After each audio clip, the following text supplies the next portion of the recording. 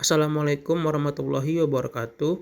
Hello everyone, we are from Group 4. My name is M. Kemal Al Rashid and my partner Safira Yafiq Hairani, and we will explain about analyzing investing activities.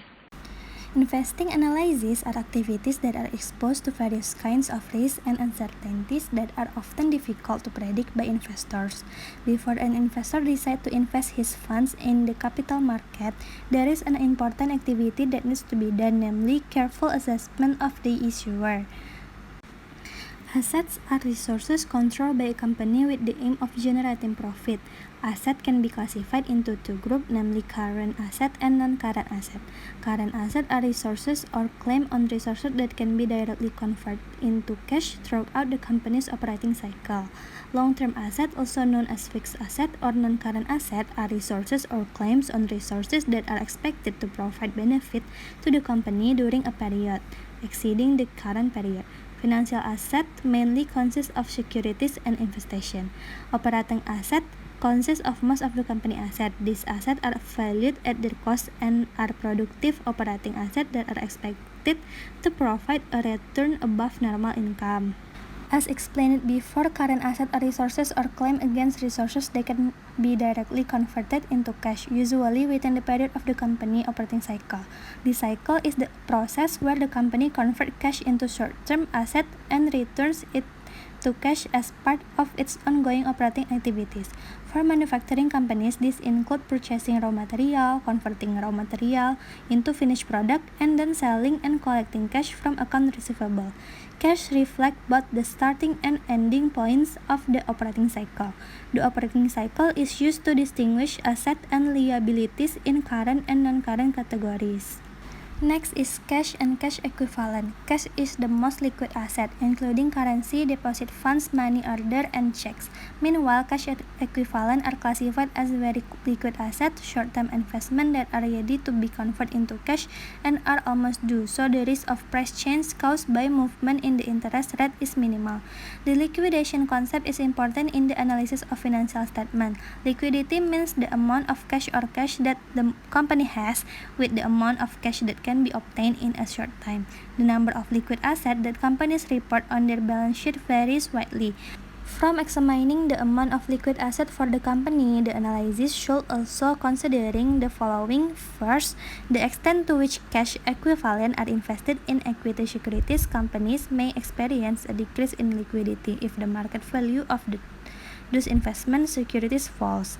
And the second, cash and cash equivalent are often required as a compensatory balance in support of a loan agreement or as collateral for debt. Next is account receivable. Account receivable is the maturity value originating from the sale of goods or services or from the provision of money loans. Account receivable refers to an oral promise to pay the originator from the sale of product and service on credit, and note receivable refers to a written promise to pay. Receivables are classified as current assets if they are expected to be realized or collected within 1 year on one operating cycle. Next is account receivable valuation. Account receivable analysis is very important because of its impact on asset position and profit flows, which are interrelated. The reality is that many companies are not able to collect all their receivable. Account receivable loss can be very significant and reduce current asset and net income and in the future. The risk of this analysis is that past experience cannot predict future loss, or we may fail to reflect current condition. Collectability risk. Management is often more concerned with past experience because economic conditions are difficult to predict, and useful information should be obtained from other sources or companies. Analysis tools to check collectability include: first, comparing the percentage of account receivable against the sales of competing companies with the companies being analyzed, and second, check the customer risk concentration increase if receivables are concentrated on one or a few customers, and the third, calculate investigating trend in the period of average collectability of account receivable versus customer credit terms for the industry concerned. And the last is determine the portion of account receivable which is a diversion from past receivable or not receivable. The of account receivable. An understanding of industry practice and additional source of information are used to increase confidence. One of the factors that affect the reliability of account receivable is the company credit policy. A strict credit policy results in a higher quality or lower risk of account receivable. Another factor that affects is the right to return goods. Customers in certain industries return the right to return goods. The analysis must consider the right of return, and the right of free return can reduce the quality of the receivable. Next, account receivable securities. One important analysis problem is that when a company sells all or part of its receivable to a third party called factoring or securitization, the receivable can be sold with or without recourse to the collectibility guarantee buyer. Account receivable securities are often done by creating a special purpose entity such as trust for the purchase of receivable from company and finance this purchase through the sale of bonds to the market. Prepaid expense. Prepaid expense represent prepayment for goods or services that have not been received. Prepaid expense are classified as current asset because they reflect the services rendered if they do not require the use of other current asset. Next, we move to inventory, accounting, and inventory valuation. Inventories are goods that are sold in the company's normal operating activities.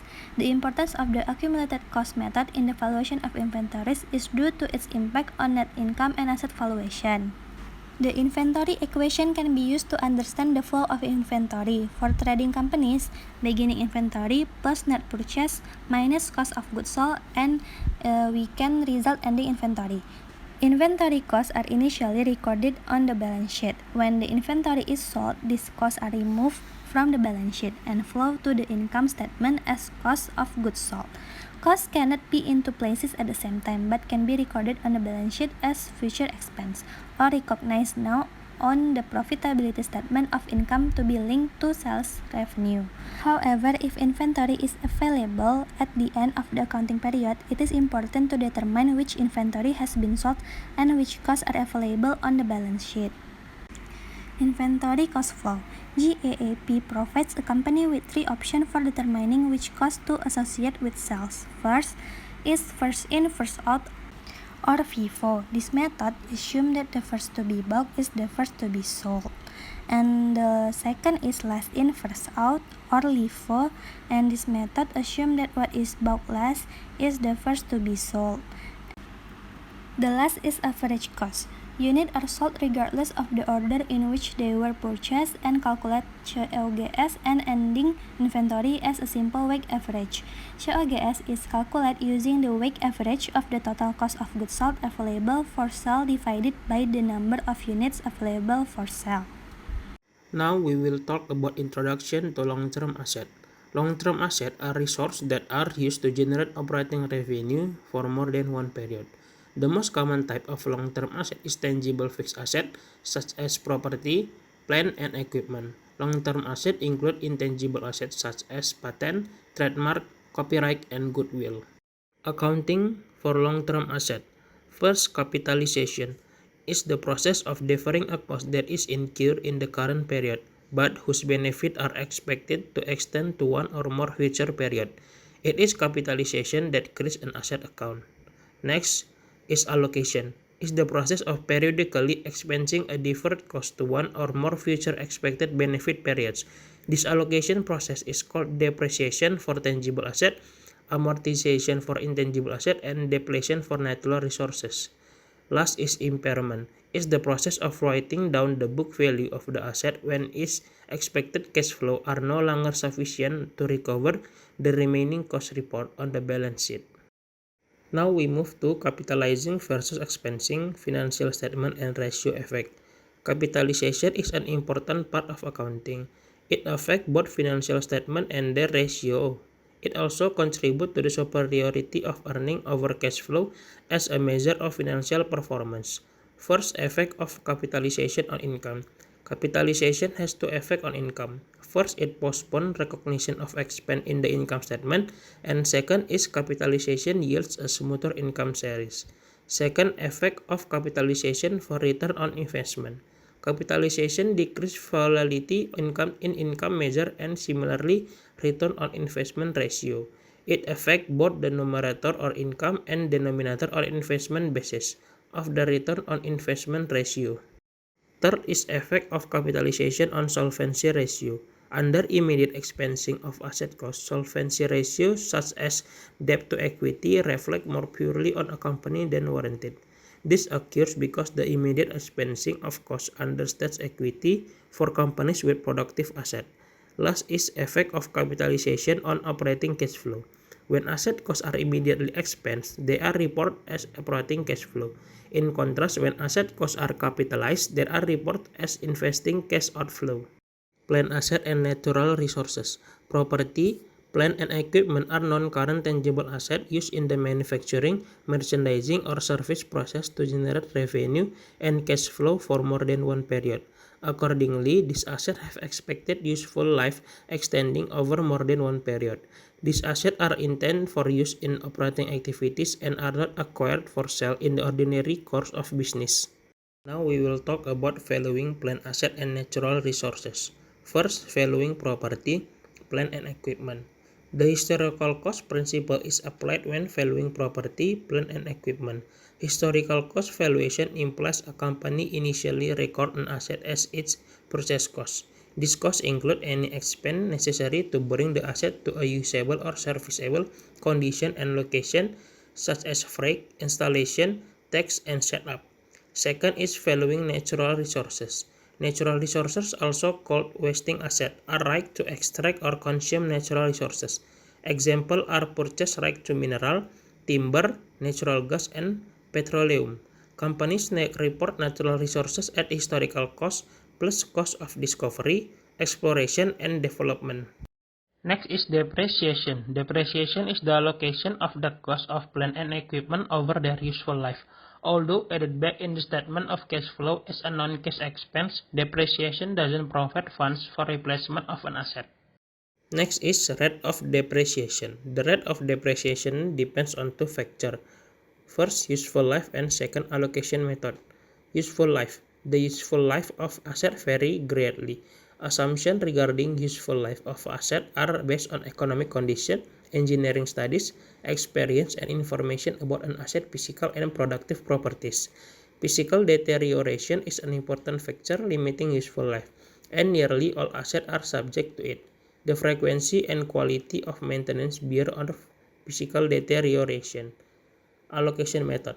Once the useful life of asset is determined, periodic depreciation expense depends on the allocation method. Depreciation varies significantly depending on the method chosen. Depletion. Depletion is the allocation of the cost of natural resources on the basis of rate of extraction or production. Depletion depends on production. More production yields more depletion expense. Impairment. Impairment is commonly used to describe a drastic reduction in the recoverable amount of a fixed asset. Impairment may occur when there is a change in legal or economic circumstances surrounding of a company or a casualty loss from unforeseen development. Now we move to intangible asset. Intangible assets are right, privilege, and benefit of ownership or control. Two common characteristics of intangible asset are high certainty of future benefit and lack of physical existence. Accounting for intangible. First, identifiable intangible. Identifiable intangible are intangible assets that are separately identified and linked with specific right or privilege having limited benefit period. Companies record them at cost and amortize them over their benefit period. Unidentifiable intangible. Unidentifiable intangible are assets that are either developed internally or purchased but are not identifiable and often possess indefinite benefit period. Last is amortization of intangible. When costs are capitalized for identifiable intangible and intangible asset, they must be subsequently amortized over the benefit periods for this asset. The lack of a benefit period depends on the type of intangible, demand condition, competitive circumstances, and any other legal, contractual, regulatory, or economic limitation. Next is unrecorded intangible and contingencies. One important asset in this category is internally generated goodwill. In practice, expenditure toward creating goodwill are expensed when occur. To the extent goodwill is created and is sellable or generates superior earning power, a company's current income is understand due to expense related to goodwill development. Another important category of unrecorded asset related to service or idea element. Now we move to asset revaluation under IFRS. First, accounting treatment. IFRS allow asset to be written up under two separate circumstances. First, companies are allowed to revalue their asset above their depreciated historical cost through the creation of revaluation surplus. And second, companies are allowed to reverse prior impairment as long as the written up value doesn't exceed the depreciated historical cost. Next is reversal of prior impairment. Under IFRS, a prior impairment can be reversed for both tangible and intangible asset. If the impaired asset value subsequently increase, this reversal may occur for various reasons. First, market could reverse earlier decline in the value of asset. Second, adverse business condition that impair the value in use of an asset may improve at a later date. And third, a company may find alternative use for an asset, thereby increasing its value in use. If the company determines that the fair value of an impaired asset has increased subsequently, then it can be reverse a prior impairment. Revaluation model. IFRS permits a company to write up the carrying value of long-term asset even above its depreciated historical cost. For this, a company must adopt a revaluation model for the entire class of asset to which the particular asset belongs. Under the revaluation model, a company needs to estimate the fair value of the all asset in the updated class on a periodic basis and continually write up or write down the asset value to reflect the current fair value. The revaluation model implies that assets will always be reported at their fair value on the balance sheet. This periodic revaluation will occur through the creation of revaluation surplus. That's all our video. We hope you guys can understand the material. Thank you for watching. Assalamualaikum warahmatullahi wabarakatuh.